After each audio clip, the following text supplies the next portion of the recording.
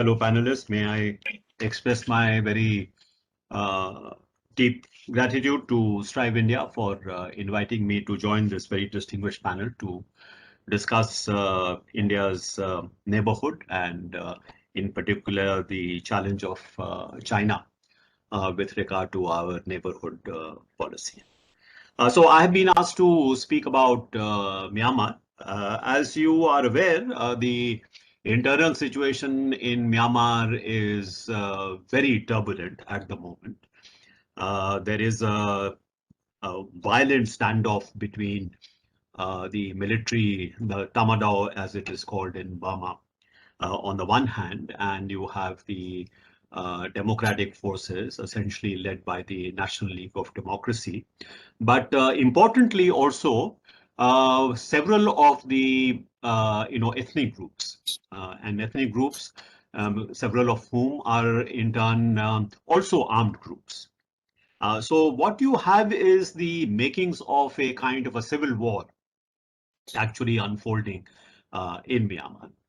Now, what you need to remember is that in Myanmar, essentially, I describe the politics of Myanmar as being something like a three-legged stool.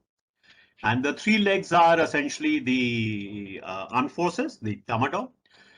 Then you have the essentially Burman, civil society and democratic dispensation like the NLD itself. And the third element is the various ethnic groups, all of whom have been engaged for a very long time in struggling for achieving independence, if not independence, at least a very high degree of autonomy. And traditionally, if you look through the history of Myanmar over the last 70 or 80 years, you will see that there has been a constant interplay amongst these three major actors, political actors. And so if two of them are on the same side, the third side almost inevitably gets isolated. And if you look at the history of what happened, for example, in the late 80s, early 90s, where also the National League of Democracy won a landslide victory. And then it was overthrown by the army, just as has happened after the last elections. Now, at that time, what the army was able to do was, with the help of China, it was able to reach either arms for peace agreements or ceasefire agreements with most of the ethnic groups which are ranged along the periphery of Myanmar, in exchange for very high degree of autonomy which was given to them. And many of these ethnic groups, particularly those who are on the border with China, actually established very profitable, economic and commercial links with China across the border, and they don't want to give it up, quite obviously. Now, what has changed this time, which might lead to a different outcome, possibly, is that large number of these ethnic groups are today, in fact, working in alliance with the Burman Democratic Forces. So the ethnic groups which have traditionally been very suspicious of the Burman majority and have been always very skeptical about the willingness of the Burman majority to actually allow a kind of a truly federal setup. On this occasion, with the exception of two or three ethnic groups which are very closely allied to China, you have the United Wa Army, you have the Kokhans. These are the ethnic groups which are very close to China and who have benefited a great deal from cross-border economic and commercial linkages with China. They have, kept out of this kind of a incipient civil war, but several of the other ethnic groups not only are working together with the NLD and the civilian groups, but they are also engaged in an armed struggle. I mean, because they have arms, they have weapons. And the latest information is that even some of the groups which are essentially together with the National League of Democracy, they have also been acquiring arms. And just a few days ago, you might have heard that there was a major clash in the town of Mandalay. And a lot of violence took place, a lot of shooting took place. It seems that even some of the the Myanmar security forces were also affected. So this is one aspect that has to be kept in mind. If we are looking at how will this sort of play out, the new element is that substantial parts of the ethnic groups are together allied with the NLD and the civilian groups. So that's a new element. Second thing is that whichever way things move in Myanmar internally, and I suspect that the kind of turmoil we are seeing is probably going to persist for some time, despite the army's calculation that they should be able to, with heavy-handedness, be able to, sort of prevent this from moving further, but it has not succeeded. So that's a big question mark. How is this going to play out? But whatever be the internal situation, I think since we are looking at the China factor, because we have not much time, so let me focus attention on that. Why is China's presence in Myanmar so important for India? So one thing you should keep in mind is that if we are looking at the terrain, north-south linkages from China into Myanmar is far easier than the west-east linkages from India into Myanmar. Why? Because most of the river valleys, if you take the Salween River, if you take the Irrawaddy, these are river systems which are coming north to south. So many of the communication links are actually north to south. If you are moving from India into Myanmar, then you come across various kinds of, not only the rivers themselves, but you also have, mountain ranges, not very high mountain ranges, but there are mountain ranges. So access from the Indian side is much more difficult than the access from the Chinese side. And the Chinese have taken full advantage of that in actually putting in place these various communication links, riverine, as well as highways, as well as roadways. There is a virtual Irrawaddy corridor at the moment, north to south, which has become very important for China. The other important, communication link is the development of the Chokphu port. Of course, they have been using the Yangon port, which is very important, but one of the most favorable sort of deep sea ports, in fact, in this region is the Chokphu port, which is on the Rakhine coast. And this deep water port is being developed today by China. And what we also have is a pipeline, oil and gas pipeline running all the way from Chokphu port into Yunnan province. So a lot of the oil and gas which is being produced offshore and onshore, like for example along the what are called as the A1 to A7 blocks on the Rakhine coast, oil and gas, as well as some of the offshore blocks. All the oil and gas which is being produced there, most of it has been contracted for supply to China, and this is the pipeline through which it's going.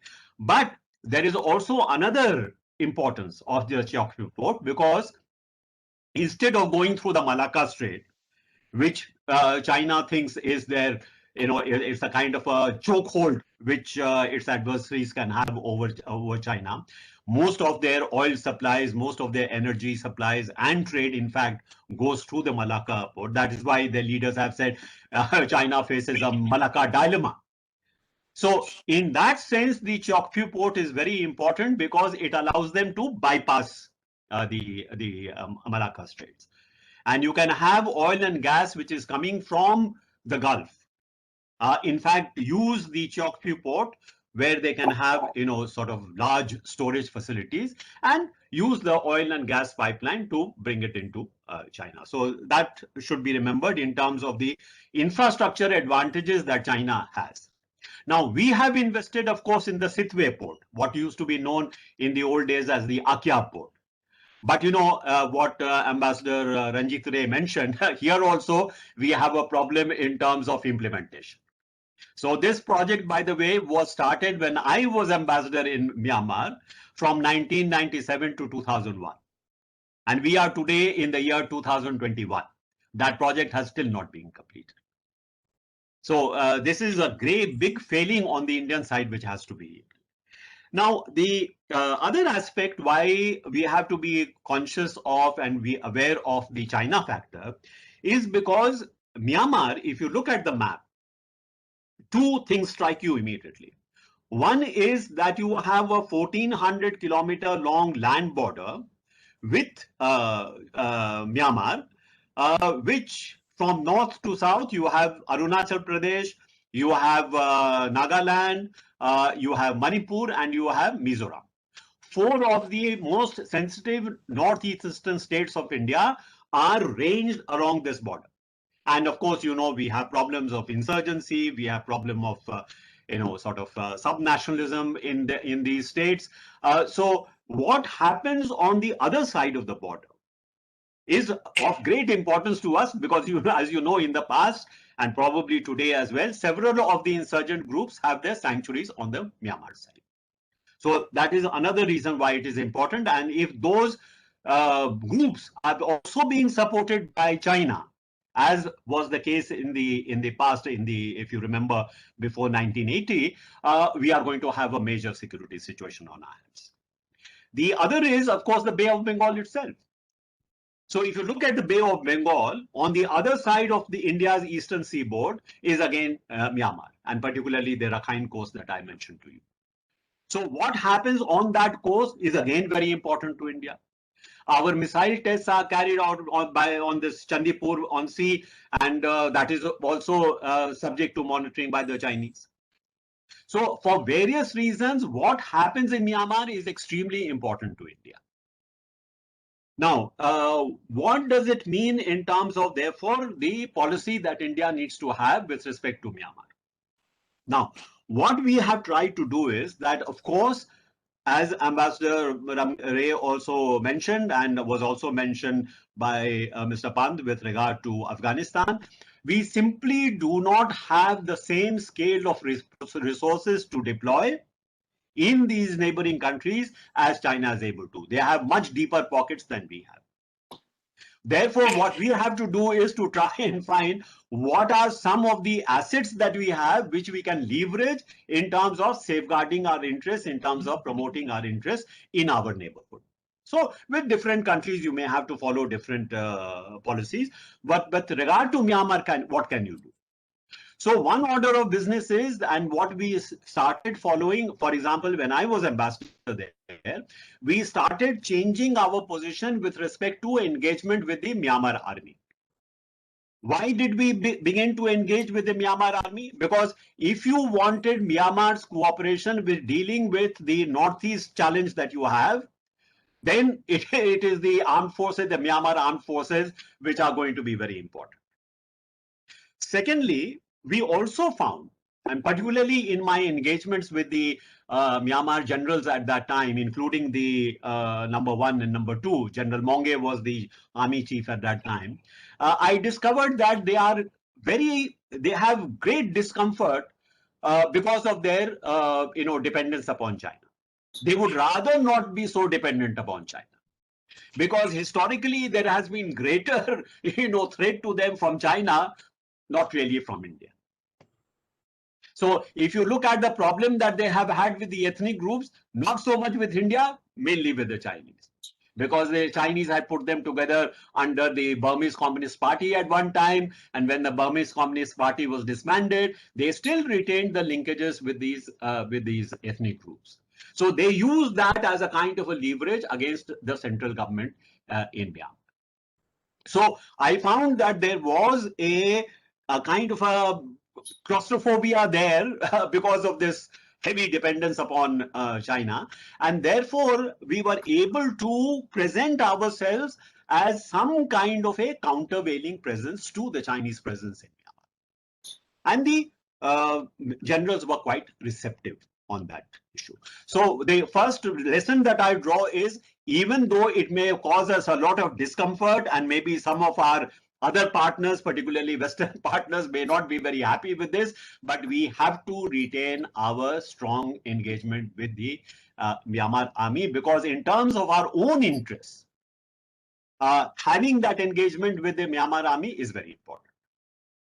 The other element that I think we have to take into account is that with regard to the civilian, the NLD, even though the NLD was not very happy and Aung San Suu Kyi herself were not very happy about how we had engaged with the Myanmar army, particularly when she was under house arrest, afterwards, when some kind of a compromise had been worked out between the NLD and the army, which now has broken down, we were careful to engage both the NLD as well as the Myanmar army. We kept our linkages with the Myanmar army intact.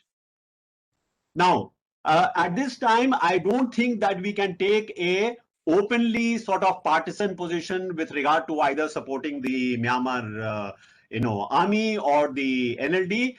We have to play this very carefully. So, as you have seen at the UN, we abstained on the vote with regard to Myanmar, and I think that was an appropriate decision. Conclude. Yeah. The other element is that with respect to how we can sort of encourage the reconciliation process, I think we have taken the stand that perhaps the best agency to do this is the ASEAN countries, because Myanmar is an ASEAN country, and we have fully supported their initiative in trying to bring about some kind of a political compromise. Of course, this is going to be a difficult exercise because, as I said, I mean, China is, whether we like it or not, one of the most influential countries, but we have over the years built up some equities in Myanmar, which we can leverage in order to try and see that we remain an important presence in that and influence in that country, because having that influence is very important. Thank you very much for your attention. Thank you very much, sir.